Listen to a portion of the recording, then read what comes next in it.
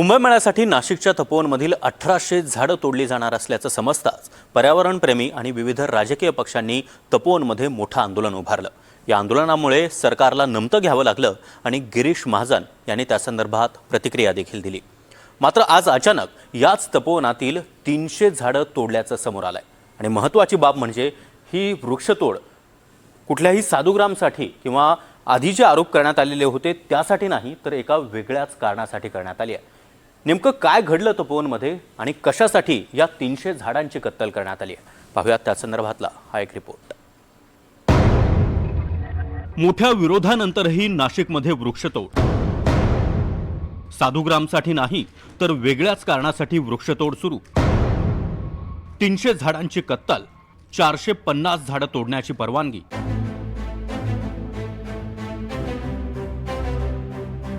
पर्यावरणप्रेमी नाशिककर आणि विविध राजकीय पक्षांच्या विरोधानंतरही नाशिकमध्ये वृक्षतोडीला सुरुवात झाली आहे। नाशिक महापालिकेकडून तपोवन परिसरातील 300 झाडांवर कुऱ्हाड चालवण्यात आली आहे। ही वृक्षतोड साधुग्रामसाठी नाही तर नवीन एसटीपी साठी करण्यात आल्याची माहिती पालिका प्रशासनाने दिली आहे। इतकंच नाही तर एकूण 450 झाडं तोडली जाणार असल्याची माहिती देखील समोर येते आहे। तशी रितसर परवानगी असल्याचा दावाच पालिका प्रशासनाने केला आहे। त्यामुळे तपोवन परिसरामध्ये उभारला जाणारा नवीन एसटीपी आता वादात सापडलाय। महापालिकेकडून नवीन एसटीपी प्लांट हे बनवले जात आहेत, मात्र त्यासाठी मोठ्या प्रमाणावरती वृक्षांची कत्तल करण्यात आल्याचा आरोप पर्यावरणप्रेमी करतायत। तर दुसरीकडे आपण ही जर काही दृश्य बघितली तर समोर हा भला मोठा खड्डा बघा, इथे खरं तर तो झाड हे होतं, मात्र हे झाडच आता पूर्णतः मुळासकट काढून टाकण्यात आलेलं आहे। झाडाचे काय अवशेष जे आहेत ते आपल्याला बघायला मिळत आहेत। यासोबतच इकडे आपण जर संपूर्ण परिसरावर जर एक नजर टाकली तर अत्यंत खरं तर विदारक चित्र जे आहे ते इथे नजरेस पडत आहेत। इथे घनदाट असं खरं तर जंगलच जणू बघायला मिळत होतं। मोठी मोठी झाडं ही होती, हिरवेगार हा परिसर होता, मात्र ही झाडं काढण्यात आले, झाडांची कत्तल ही करण्यात आली आहे। तिकडे खाली जरी आपण ही दृश्य बघितले तर कपिला नदीचा हा सर्व परिसर आहे आणि समोर आपण बघितलं तर मोठी मोठी झाडं आहेत, फांद्या आहेत, त्या इथे कापून इथे फेकून देण्यात आले आहेत। खोड आपण जर बघितले तर खरं हे बघा की त्यांच्याकडे बघून वाटेल काही की 10 वर्षांच्या पेक्षा जुनी झाडं नाही आहेत, ही कमीत कमी 50 ते 60 वर्षांपूर्वीची ही झाडं असावीत आणि तीच अशा प्रकारे इथे फेकून देण्यात आले, झाडांची कत्तल ही करण्यात आलेली आहे। इथे वृक्षांची कत्तल झालेली आहे, मोठ्या वृक्षांची कत्तल झालेली आहे आणि खोटं बोलताय आम्ही एक झाड तोडणार नाही, एक झाड तोडणार नाही। दशकपासून तर इथपर्यंत आणि तिथे नांदूरपासून तर इथपर्यंत हजारो झाडांची कत्तल राजरोसपणे केली आणि हे पाप लपवण्यासाठी हे कपिला नदीतच टाकून ती कपिला नदी पण बुजवतायत। कुंभमेळ्यासाठी साधुग्राम उभारायचा आहे आणि त्यासाठी तपोवनमधील 1800 झाडं तोडण्याचा प्रस्ताव होता, मात्र नाशिककर जनता आणि पर्यावरणप्रेमींनी त्याला विरोध दर्शवला। साधुग्राम नव्हे तर रेस्टॉरंटसह कमर्शियल बांधकाम करण्यात येणार असल्याचा आरोप पर्यावरणप्रेमींनी केला। त्यानंतर मात्र या आंदोलनामध्ये राजकीय पक्षांचे नेते आणि कार्यकर्तेही उतरले।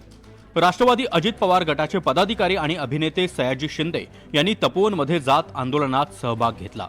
यावेळी सयाजी शिंदेंनी कुंभमेळा मंत्री गिरीश महाजन यांना इशाराही दिलाय। आम्ही गप्प बसणार का? नाही, त्यामुळे कोणालाही माफ नाही, कुठे झाड तुटू देता कामा नये।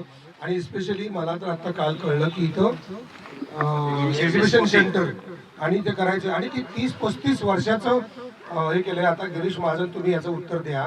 मला पहिल्यांदा इथं कळलं गिरीश महाजन तुम्ही जबाबदार माणूस आहात, माझे तुमची काही वैयक्तिक दुश्मन नाही आणि दुश्मनी आली तरी मला काही फरक पडत नाही। झाडाच्या बाजूने मनसे अध्यक्ष राज ठाकरे यांनीही वृक्षतोडीच्या मुद्द्यावरून सरकारवर निशाणा साधत आपण नाशिककरांच्या पाठीशी असल्याचं सांगितलं। त्यानंतर शिवसेना ठाकरे गटानं तपोवनमध्ये करवत आणि कुऱ्हाड जाळत प्रतिकात्मक आंदोलन केलं। मनसेच्या चित्रपट सेनेचे अध्यक्ष अमेय खोपकर यांच्या नेतृत्वात देखील आंदोलन झालं। त्यावेळी अनेक कलाकारांनी देखील या वृक्षतोडीला विरोध दर्शवला। त्यामुळे वृक्षतोडीच्या मुद्द्यावर भाजप एकटी पडल्याचं चित्र निर्माण झालं।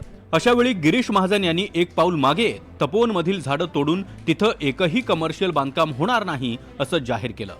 एवढंच नाही तर या मुद्द्यावर राज ठाकरे आणि उद्धव ठाकरे यांची देखील भेट घेऊन त्यांचा आक्षेप समजून घेईन असंही महाजनांनी सांगितलं होतं। तर मुख्यमंत्री देवेंद्र फडणवीस यांनी काही लोक राजकीय कारणांसाठी पर्यावरणवादी बनलेत असा टोला विरोधकांना लगावला होता। फक्त यामध्ये कुणीही राजकीय पक्ष त्या ठिकाणी आपले मफलर गंडे बांधून हातात झेंडे घेऊन त्या ठिकाणी आंदोलन करत आहे। निश्चित पण याच्यामध्ये कोणी राजकारण करू नका. उद्धवजींनाही भेटेल, राज ठाकरेंनाही भेटेल, ज्यांच्या काही अडचणी आहेत, तक्रारी आहेत, त्या सगळ्यांना जाऊन भेटेल. त्यांचं पूर्ण शंकेचं निरसन झाल्याशिवाय आणि 15,000 झाडं आम्ही नाशिकमध्ये लावल्याशिवाय, लोकांनी ते बघितल्याशिवाय आम्ही या झाडांना हातसुद्धा लावणार नाही. दुसरीकडे भाजपचे दुसरे मंत्री नितेश राणे यांनी मात्र पर्यावरण प्रेमींवर हल्ला चढवला. वृक्षतोडीची चिंता करणारे पर्यावरणवादी कधी ईदच्या वेळी बकरी कापण्याला विरोध करताना दिसत नाहीत, तेव्हा ते गप्प का असतात, असा खोचक सवाल नितेश राणे यांनी केला होता. अहो, आपल्या एवढा मोठ्या हिंदू समाजाचा सण अगर तिथे होत असेल कुंभमेळा, तर त्यावर मुद्दामून प्रश्नचिन्ह निर्माण करायचे, मुद्दामून त्याची बदनामी करायची. म्हणून मी तुम्हाला का बेसिक प्रश्न विचारला. सर्व धर्म समभाव आहे ना, तुमची हिंमत आहे ना, बोलून दाखवा ना बकरी ईदच्या टायमाला. बोला चला, त्या बकरीला जाऊन मिठी मारून दाखवा आणि मला हम नाही काटणे देंगे दाखवा ना. कुठे कुठे कोयते चालतील मग दिसतील, वस्त्रे कसे चालतील दिसतील. मग ही सगळी हिंमत, हे सगळे प्रश्नचिन्ह, हे सगळी आंदोलनं फक्त हिंदू समाजाच्या वेळी का उचलतात, हा साधा प्रश्न. असं असलं तरी आता STP साठी वृक्षतोडीला सुरुवात झाली आहे. आता 300 झाडं तोडण्यात आली आहेत. अजूनही काही झाडं तोडली जाणार असल्याचं कळतंय. त्यामुळे नाशिककर पर्यावरणप्रेमी पुन्हा आक्रमक होण्याची आणि या वृक्षतोडीवरून राजकारणही चांगलंच तापण्याची दाट शक्यता आहे. प्रांजल कुलकर्णी, NDTV मराठी, नाशिक.